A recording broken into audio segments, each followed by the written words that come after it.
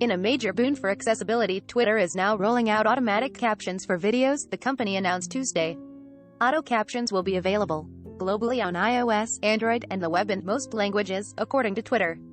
However, there's one significant catch with the automatic captions: they'll only appear on new videos uploaded to Twitter.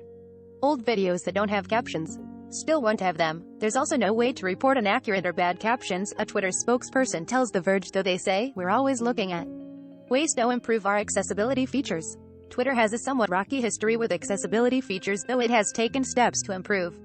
The company was heavily criticized for launching voice tweets in 2020 without captions, and it came to light soon after that Twitter didn't have a dedicated accessibility team at the time.